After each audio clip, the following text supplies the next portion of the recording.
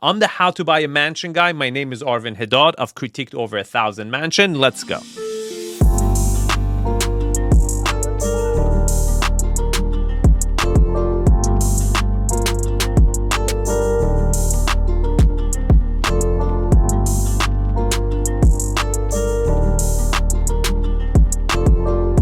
When you live above sound, when you are high enough above the concrete jungle that is New York City, there is something about the passage of time when you're in this home that I've never experienced anywhere else in the world. And it's not just the height, it's the volume, the 30-foot ceilings, this space that's been crafted to be unlike anything else, which is why we call it the one above all else. Welcome to the penthouse at Central Park Tower, the most expensive home for sale on earth with an asking price of $250 million. All right, let's pause it right there. Two things. First of all, he started the tour from the upper third floor where the ballroom is, where you get the best views on the Central Park, okay? Now, and it's not listed for $250 million anymore. It hasn't sold. It's listed for $199 million.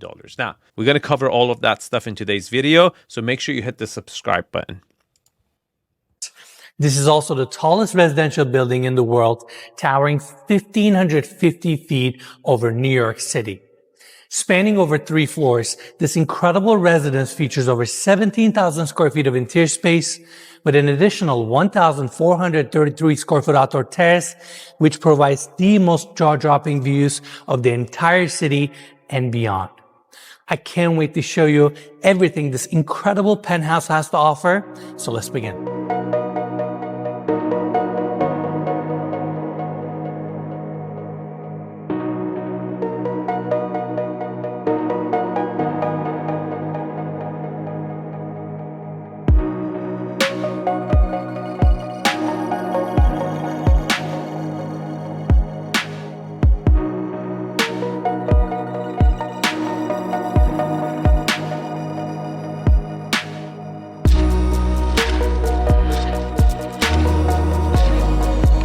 All right, everyone. Once again, welcome to the penthouse at Central Park Tower. This is the entry gallery where we have the 2 elevators. All right, let's take a look at the layout, because the layout of this unit just shows that they didn't know what to do with this space. It's just horrible, and I will point it out. Look, when you walk in, he is right in front of the observatory. He's going to show you that space. There's an office space right next to that. And then there's the grand salon.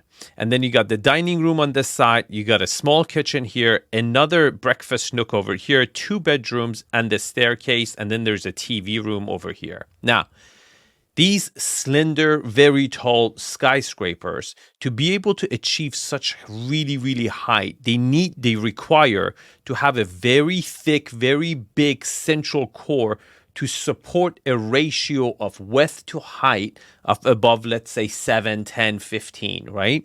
So that concrete core over here forces this circular layout. Now, later in the video, I'm going to show you guys a different building that I rate that building significantly above this one, because they solved this problem by moving the core elsewhere, which allowed width and better views and openings to the Central Park. Now, pay attention to the layout. We're going to come back right to it. It's coming up. Beautiful hardwood floors with chevron pattern, nicely bordered, and this is a perfect space for you to feature your art. Now, on my left-hand side, we have the observatory and the office facing Central. So this is your best view. This is your Central Park view, okay? Now, it's really interesting where they've decided to make this an observatory, which is completely not necessary, because every room in this unit is an observatory. I mean, there's nothing blocking you. And this has the best views where they've allocated the office, a very small living family room, and an observatory to it. In my opinion, this should have been all a family room. You will see why later. Park, and we're going to see those spaces later. Now, I want to bring everybody to this side so we can check out the Grand Salon. Without a doubt, one of the most impressive spaces in this penthouse. This is just unreal. Yeah, this is incredible. This is the highest penthouse in the world, and the views are absolutely insane. Just unbelievable. I mean, you can see the entire park, and the lake in Central Park looks so small from here. The whole park really looks small from here, but it's insane. Absolutely. And this is your first seating area. Minimalist furniture, stone coffee tables. Right in the center, we got this gorgeous piano. But more importantly, before we talk about the seating area here, can we take everybody this way? I want to talk about the views. Now we're facing east. Down below us is 57th Street, also known as Manhattan's Billionaires Row. And the building that we have right next to us is 157 West 57, the original Billionaires Row Tower. It was also built by 𝗕𝗓𝗃, who is also the developer here. 𝗕𝗓𝗃 created Billionaires Row. Did his voice just shiver when he said Excel? That's like when, you're expecting high commissions from the developer. This was never a thing until 𝗕𝗓𝗃 came around. All right, let's talk about billionaire rows, billionaire beaches. Whenever you hear a billionaire attached to a neighborhood, just know that you're going to start paying for branding, and it's not necessarily the best area. I'll give you a couple examples. This area of Manhattan is not even the 28th and 29th Street, is not even on Central Park. The best product should be on Central Park. The billionaire row, if we were going to call it something, should be on the, where your front row park, right? Not the second street behind it. Same goes for Billionaire Beach in Los Angeles. They called Carbon Beach Billionaires Beach. It was definitely labeling. It's not the best beach in LA, but by just, calling it because, Larry Ellison bought 8 or 9 unit houses there. They start calling it Billionaires Beach and created this, marketing aspect. But when you look at the fundamentals of the beach, it has commercial real estate there. It has multifamily there. It has a lot of public access. The beach is not that wide. Some part of the beach is a wet beach. It's just not that good of a beach when you consider it. But it was labeled Billionaires Beach, and people start overpaying it, and more people came in. But when you look at the fundamentals, it's not there. And built 157 West 57, and then set the plans in motion to create the tallest residential tower on Earth at Central Park Tower. I mean, it's really the genius behind Gary Barnett and his entire team, who are some of the most consummate professionals I've ever met in this business. This was West 57th Street that people knew as a throughway. They knew 57th Street as where Carnegie Hall is. Do you see what I'm saying? It's branded. It was never supposed to be that good. It's a very smart by the developers to find something that is not as valued as much, create value, brand it, and call it Billionaires Row, but not for you. You shouldn't really fall for that. But 𝗕𝗓𝗃 came through and turned one street in one city on one island into one of the most valuable locations on Earth. And what we're sitting in right now is the pinnacle of that. This is not the pinnacle of it.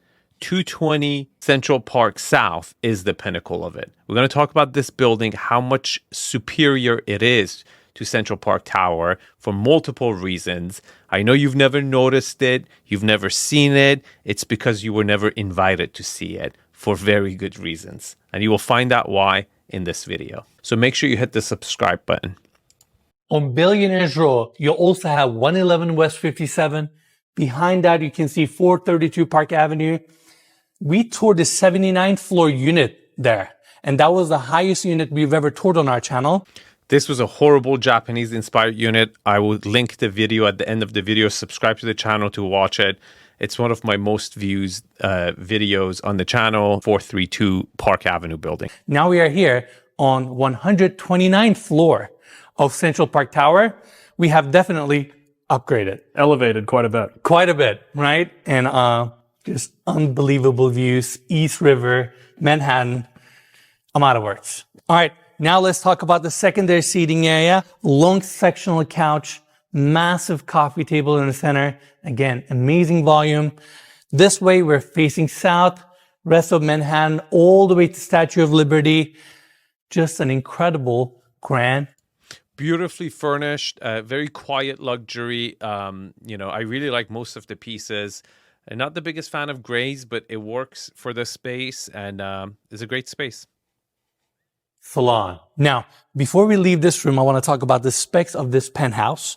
We have 7 bedrooms, 8 full, 3 half baths, 17,545 square feet of interior space. On the top floor, we have a 1,433 square foot terrace, which I cannot wait to show you. So you got 17,545 square foot of living space. Try to find out where the family room here is, right? Where would you hang out with your family if you were to purchase this unit? And you're going to find a difficult time spotting it because they didn't think that through. On the market for $250 million. And with that price tag, it is currently the most expensive home for sale in the world. It is also the highest residence in the world. And yeah, we are honored to be here. Yeah, it's an incredible experience just to get to walk around this place. It's like floating on top of the whole world. Couldn't agree more. All right, that's it for the Grand Salon. Now I want to take everybody this way so we can check out the formal dining room. Amazing stone table right in the center that sits 12. This is Panda marble, by the way. Chandelier above. We have the ceiling here a little bit lower than the grand ballroom, so it feels a little bit more cozy. I love these exposed columns. No one likes exposed columns. What is he talking about? They just had to put it there because to support the weight. But let's talk about the dining room. It's a decent sized dining room, but by far it's not the best dining room I've seen in New York. I've seen way grander, nicer, and it's all right. But more importantly, pay attention to how this circular layout is playing out, okay? Because you will find that connectivity and is an issue, and it feels really disjointed. It just feels like from room to room to room experience, which is not ideal. It just shows you the weight of this building, weight of this penthouse, and then you have these amazing views. Can you imagine having a dinner here with your friends, with your family, and looking outside? It would be absolutely incredible. We have no idea what this place looks like at night, but I can't imagine that it looks bad. I'm sure it looks phenomenal, and it's just breathtaking. In fact, down below us is Times Square, and you can literally watch the ball drop on New Year's straight from your penthouse. How amazing is that? Yeah, that's incredible. Not to mention all of the other iconic landmarks that we can see to our south from here. Empire State Building, Chrysler Building, the Freedom Tower, East River, Hudson River. I mean, these views are fantastic. And I want to apologize in advance for mentioning the views from every single room, but we have to. We're so high up. New York looks like a movie from this penthouse. Now, follow me this way. We have a pocket door here that leads us to the kitchen. All lacquer cabinetry, island. This is your kitchen. $250 million or $199 million. And you get a kitchen that is the size of a galley of a 737, right? It's so small. I mean, if you live in a $2-3 million home anywhere in America, the chances are you have a bigger kitchen. And it just goes on that they didn't spend the time in allocating the right amount of space to the areas to have a nice, equal, a product that would do the price tag justice. You could use the core as an excuse and say, look, you were always going to get this circular layout and smaller rooms next to each other. I will argue, look, you could have done a better job than this because this kitchen is so small and you should have been at least connected to the room next door where you're going to see where you would have had a breakfast nook, you would have had double island. A kitchen is the heart of a house. And I don't care if you order delivery. That does not matter. The kitchen is the heart of the house. It's where people gravitate towards. I don't care if it's a 500,000 condo. People behavior is the same. People go towards the kitchen to hang out in ultra luxury, all aspects of real estate. And it's a huge miss to allocate such a small space to the kitchen. You could have allocated a way bigger kitchen and a way bigger family room. Pay attention. You got the salon, the formal area, but we haven't really got a family room in this floor yet. In the center, slabs from Italy, beautiful quartzite countertops. We have the main sink here, 2 dishwashers on the island, wine fridge, base cabinetry. And on this side, you have more of your built-ins, meal appliances. You have your ovens, warming drawer, built-in freezer and fridge, espresso maker. And coming to this side, you have your gas cooktops, multiple cooktops here, griddle, and more views. Can't get better. Incredible views everywhere. Do you notice how dirty the windows are? They typically clean the windows twice a year. So if a bird poops on your window, then you got to look at it for a good 5-6 months before they clean it. Everywhere, right? And I want to do this thing. Mikey, can you come to this side? They have a knock-knock dishwasher. Oh, really? I had to do it. On the highest penthouse in the world, you know? Yeah. There you go. Did it just squeak? Did you guys hear that? Mila. That's it for the kitchen. By the way, we will have an amazing chef's kitchen that we're going to see on the 3rd floor of this penthouse, right? It's horrible. You would never want to cook there. I mean, it's so industrial that there's no vibe in there. So again, back to my point, they should have had a way bigger, nicer kitchen than this little one over here. Next to the ballroom. And yeah, this is the first one. Follow me this way. It leads us to another dining area, table in the center. So the kitchen is sandwiched between 2 dining areas. It's the stupidest design I've ever seen. This area should have definitely been part of the kitchen. Double island, breakfast nook, just make it a grand, kitchen. Why not? You have 3 floors, 17,500 square feet, and this floor is supposed to be your living spaces. Seating for 6, all imported furniture from Brazil. And by the way, even though it's staged as a dining area, this could be a phenomenal family room. I disagree. But first of all, he's noticed there's kind of not a family room in this level, but the family room should be way bigger than this. If you've got that central space that really takes over the whole center of it, you should allocate one side to the formal, one side to the kitchen, and one side to the family room. And that's how you should have played it. But they've tried to squeeze an office in there, an observatory, which was completely unnecessary, and a small family room. They really butched the layout of this unit. I'm not surprised it hasn't sold. It should have sold. A unit this special on the highest building, this should have sold before it even came on the market. You get amazing views. Hudson Yards is literally right there. And while we're up here, I want to talk about one more thing. In New York, by law, you have to have fresh air supply for every single room in your residence. And that's why throughout this penthouse, we have... He says that in every apartment he reviews in New York. I don't know why he particularly zoomed in on this, zoning aspect. I think he found out about it, got really excited. But there's 200 other things that they have to do too. I don't know why he gets so excited about this. These casement windows. But I'm sure it would be nice to just open up these windows and let some fresh air in, Yeah, weather outside is great today. We got lucky. Yeah, New York, we expect it to be cold, but it's starting to warm up, I think.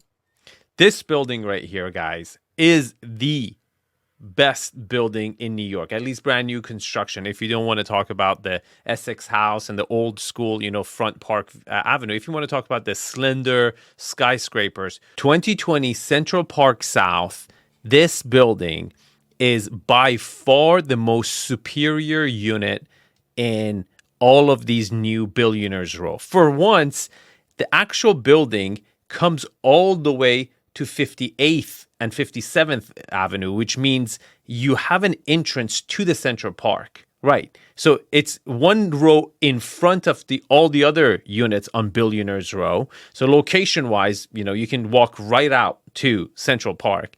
But the most important aspect of it is the fact that they moved that central core to one side, end of it, away from the views, where it didn't take that heart of the unit and it didn't force a circular layout. Pay attention to the layout. Instead of having the elevators and service area in the center, they've put it at one end of the unit. And then you have all the rooms that open up to the view. You have the central living area, dining area, way better flow than this circular disconnected layout that, most of these other units that I've seen on Billionaires Row have. You kind of tuck in everything to the one side and have a way more natural flow.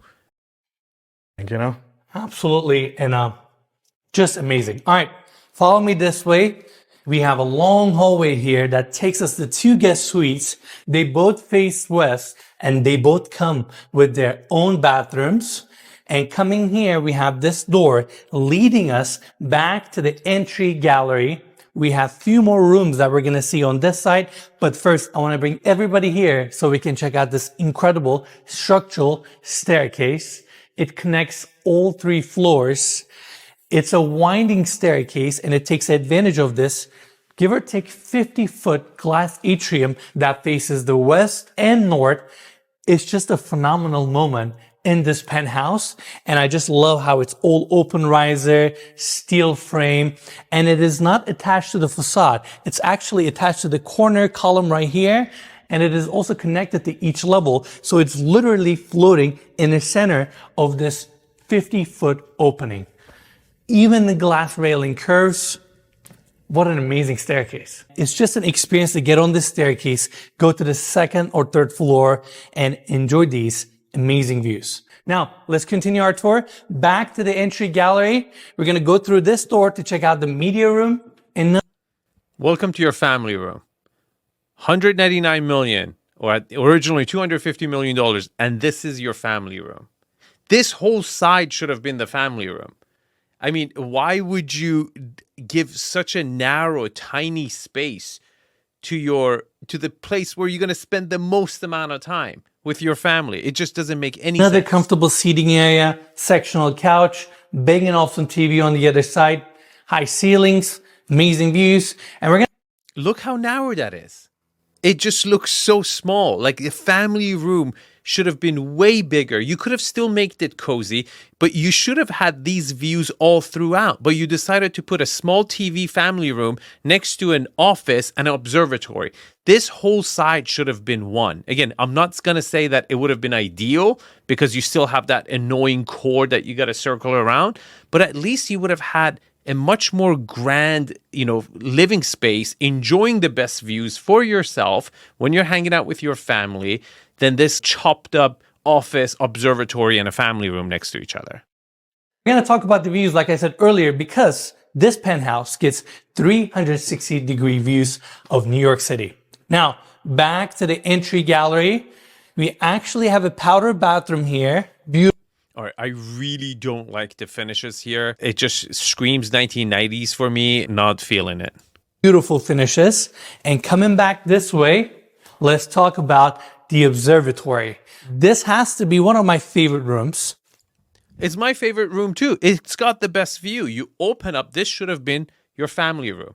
That office is completely useless. It should have been on another floor. You're trying to achieve too many things on the same floor. They didn't think this through at all. In the penthouse, scale, view corridors, everything about it just feels right. And we have Central Park right in front of us. I mean, does it get much better? We are currently in the highest residence in the world, and these are our views. I'm out of words. I feel so grateful. Now, I can tell you that the views are incredible, right? It's amazing. But pay attention when you walk to this room, when you're farther away, it's about 70% sky, 30% view. And it's just not ideal because, you don't want to look at the skies. Even if you're sitting down, then all you see is really the sky. So it's, to my opinion, it's better to be on a lower floor, let's say 70, 80, 60, somewhere around there where you're a little bit closer, where you get 50% of the sky, 50% of the actual buildings, where you can kind of pay attention and engages you. In my other video where I review 432 Park Avenue, I completely cover that. So subscribe to the channel, watch it if you haven't already. I feel thankful to Excel and Ryan for giving us the opportunity to tour this penthouse, and I can talk about this view and this room forever. I mean, it's just like Central Park is right in front of you. And because we don't have anything in front of us, it somehow feels very close to you. You can see the entire park. I can see people walking.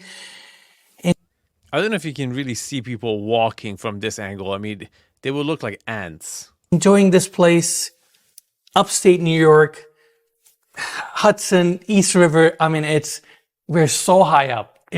Never seen a view like this in my life. Yeah, it's really incredible. Everything down there, you just feel so, I don't know if disconnected is the right word. You just feel so. Disconnected is the right word. Again, you could argue this disconnected view really calms you down.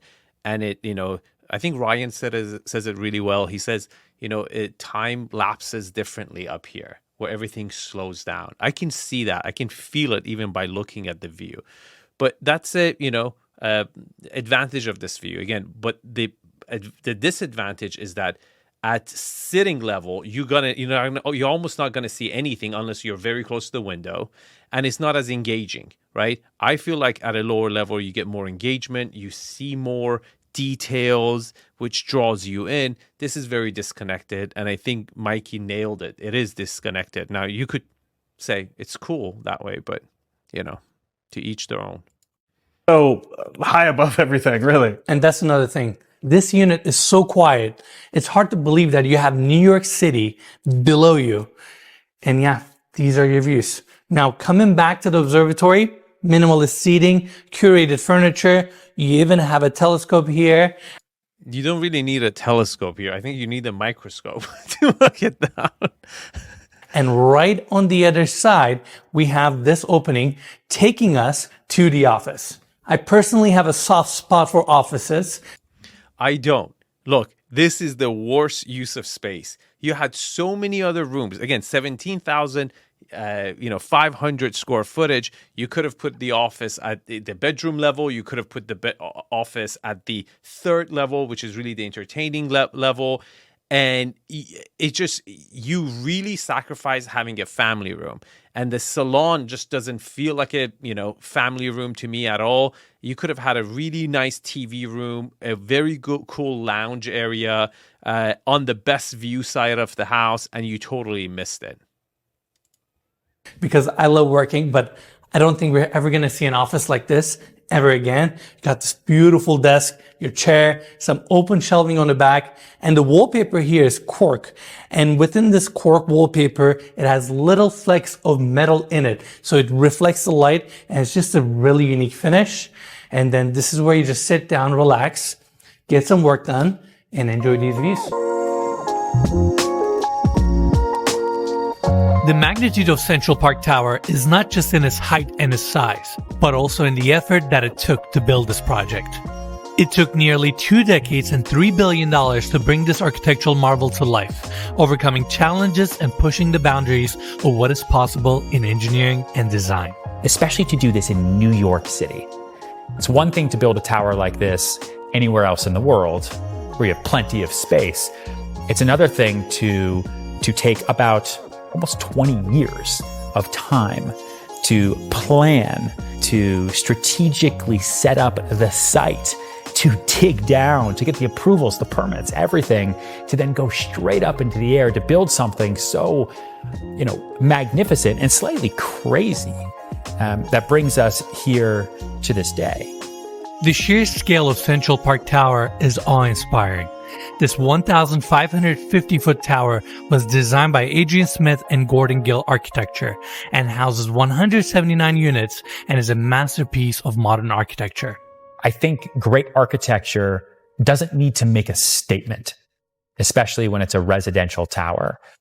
I disagree. I think architecturally, it doesn't have any cool elements. It's really a kind of a Machiavellian design where, end justifies the means. They've basically, to make this project pencil, they had to buy the air rights of a lot of their neighbors to be able to go up high enough where they would break a profit. And you can see that when you have this cantilever segment that sticks out, which will give you slightly better views, but there's no elements of the design where I would say it's architecturally beautiful. And all things equal, if they tell you, look, would you like an architecturally beautiful unit where it has significance and one that doesn't, which one would you pick? Of course, you would pick the one that, is more beautiful and has some sort of a significance. So I disagree with Ryan on this element.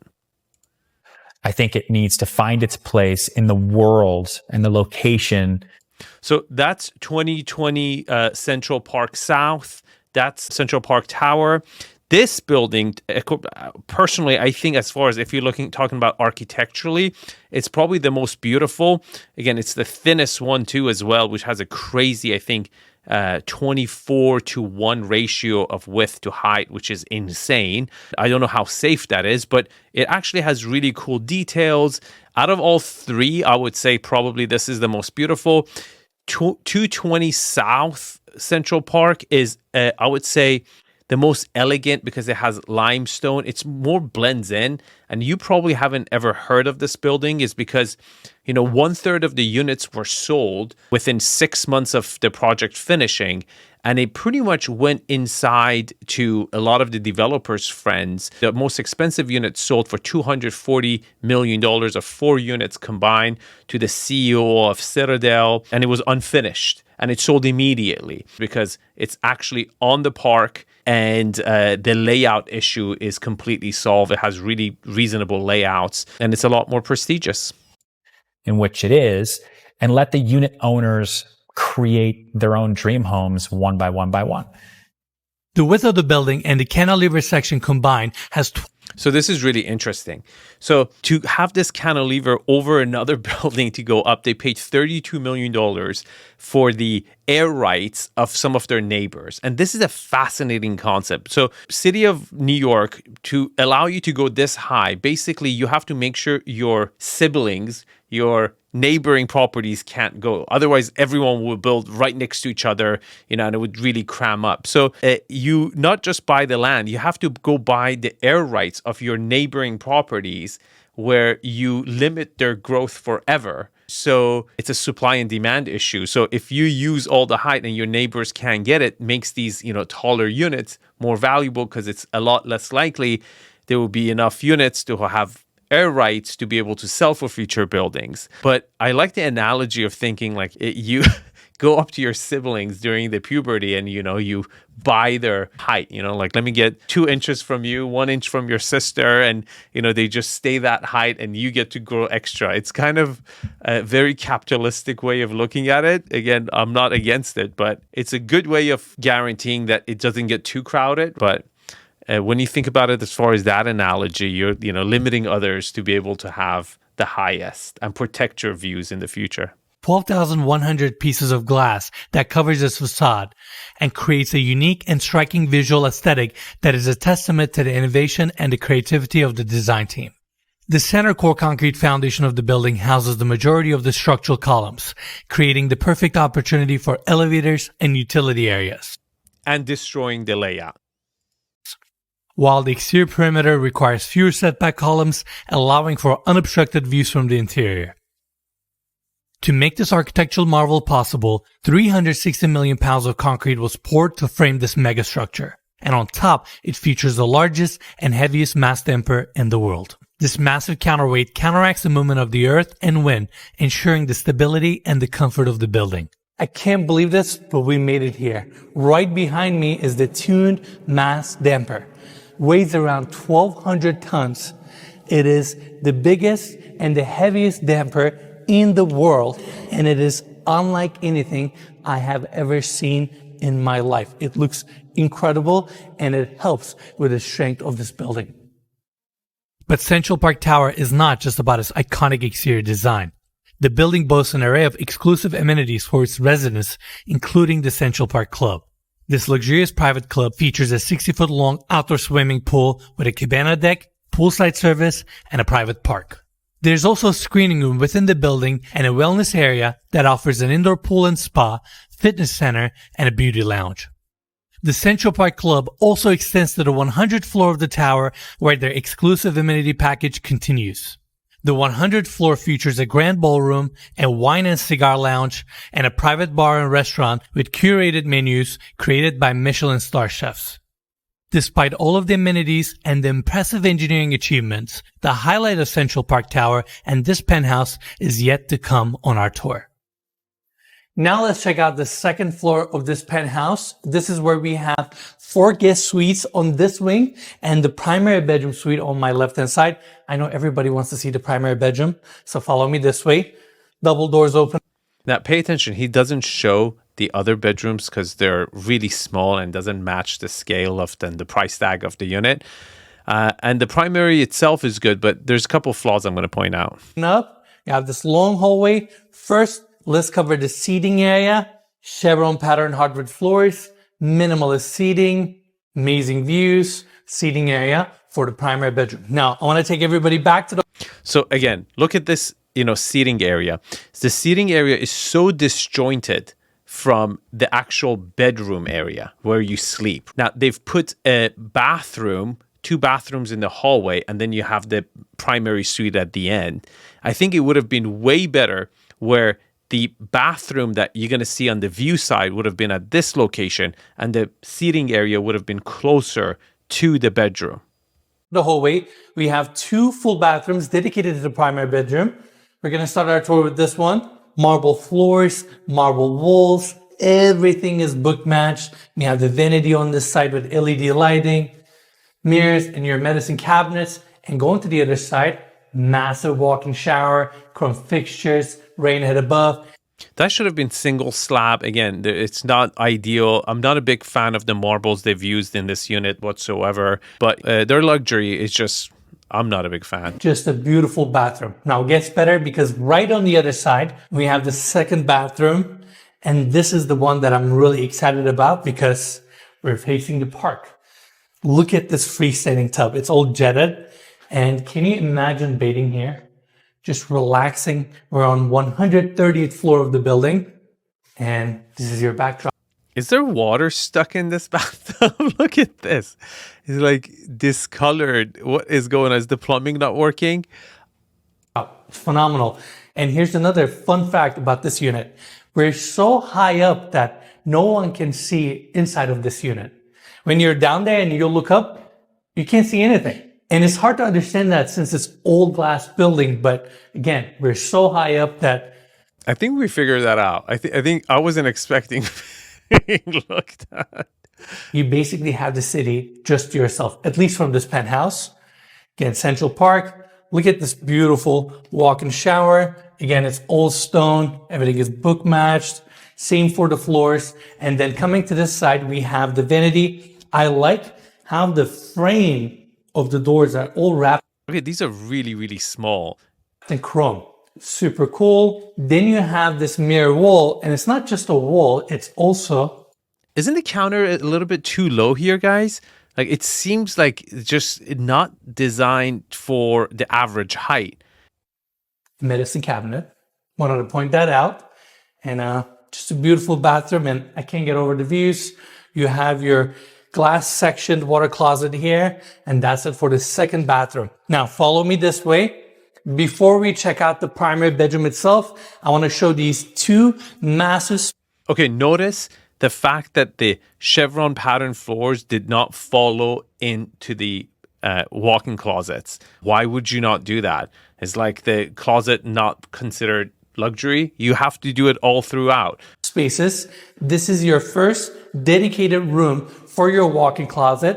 A lot of times on these high rises or in these developments, they leave the walk-in closets open. That way the end user can come in and design it to their taste. That is the worst excuse I've ever heard. I've never met end user in my experience that says, oh, I wish I would have designed my own closet myself. How much experience does the typical end user has in designing walk-in closet for themselves? To me, it's a cost-cutting measure, and it's not an excuse for the ultra high-end. Design it to their specification, and that's why this room is empty. And in fact, back to the hallway, we have another room here. This would be your second walk-in closet, so you have plenty of space to accommodate all your clothes. Now follow me this way. Welcome to this primary bedroom. I mean, take it all.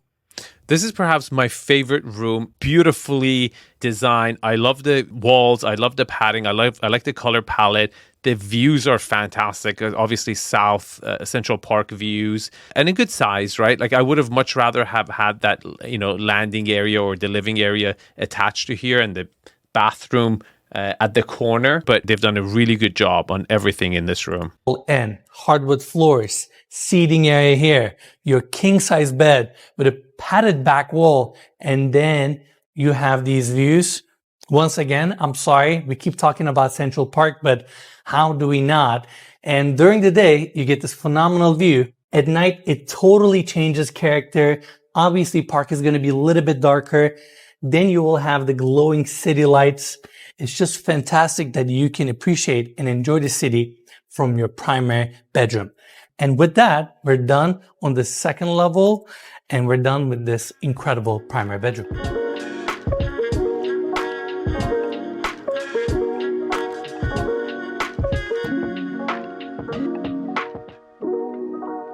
This ballroom is unlike anything we have ever seen in any home. It's around 2,000 square feet with 27-foot high ceilings.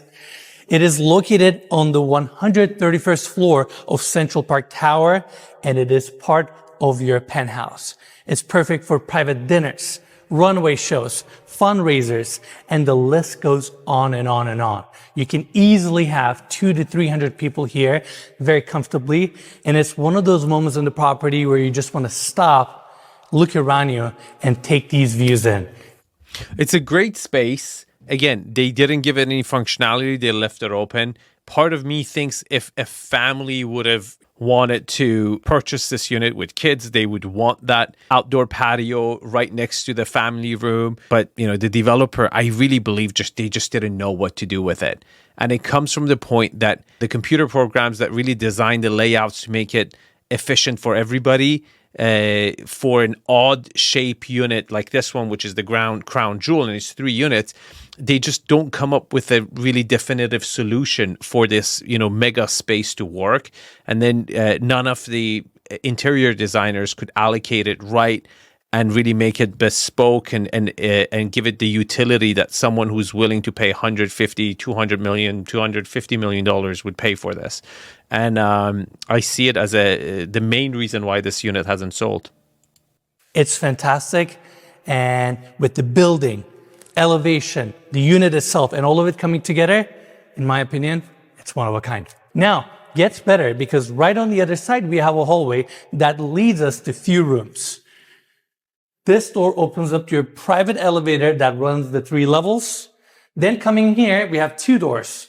They each open to a beautiful powder bathroom. We have the... I really don't like this finish. It's horrible. Their interior, again, it doesn't seem to be in line with the ultra luxury. It's just it looks like a dated stone that they used in the 1990s and late 80s. First one here. Second powder bathroom on this side with same finishes, and then hallway leads us to the chef's kitchen. All stainless steel cabinetry, island in the center. That's not an island. That's like a metal rod in the middle of the ocean. I wouldn't call that an island. Again, you remember the really small kitchen? This is your alternative. Like, are you going to go up here and cook in this kitchen with your wife? It's just, so this is completely industrial, has no spirit, has no love, has no element of family in it. For 17,500 square feet, it's just horrible use of spaces. Heat lamps above to keep your food warm. We have a sink, speed dishwashers, gas stove, vent above, refrigerator drawers, and you have a Sub-Zero fridge right here. Really nice space that complements your ballroom or complements the penthouse. And I got to mention, even though this penthouse is fully finished, you can still reconfigure the space. Since you have the central core in the center and you have the exterior columns basically framing the penthouse, you can knock out all the walls, all the hallways, reconfigure the entire space and make it your own. You really have to do that, which is interesting. Enes also mentioning it. I feel like he's not impressed by the layout either because they've just done a horrible job. They've really butched the unit. At some point, it's just better if they would have just showed it as completely open and not shown any wall that is not necessarily to be there. So only the weight-bearing columns and the walls that are supportive, and given the buyer the freedom to choose and style it, because apparently they didn't know how to deal with the layout of their crown jewel. They've just butched it. And I say that because I have a feeling the end user might come in and they may put their own and hate it. Personal touches, and they have so much potential with this penthouse. Now, before we leave the chef's kitchen, I also want to mention there's a hallway here that leads to a few rooms, study, possible space for a gym, and a storage area. And with that, we're done with the interior on the 3rd floor. Now, let's check out that amazing terrace.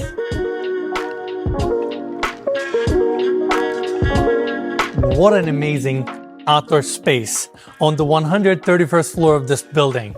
Our elevation, views around us, and how quiet it is up here is just hard to explain. It's so peaceful. You're above the city. We have 10-foot triple pane glass railing throughout to make the space more comfortable and safe. That's Central Park right there. Rest of the city around you. I mean, it's fantastic. It's hard to explain what it feels like to walk this terrace and enjoy the city. I'm out of words. Yeah, this is incredible. This is definitely unlike anything we've ever seen. I would have thought it would be like windy or something up here, but it's so quiet. It's so comfortable being up here. It's hard to believe that one of the busiest cities in the world is below us right now because you can't hear anything. I agree. And such a trophy property too. I feel like whoever buys this home, they're going to own a piece of art that no one will ever. I don't know if I would call it a piece of art, but if you want to see 432 Park Avenue, I have a video for it right over here. Click on it and check it out. Thanks for watching, and I'll see you guys in the comments.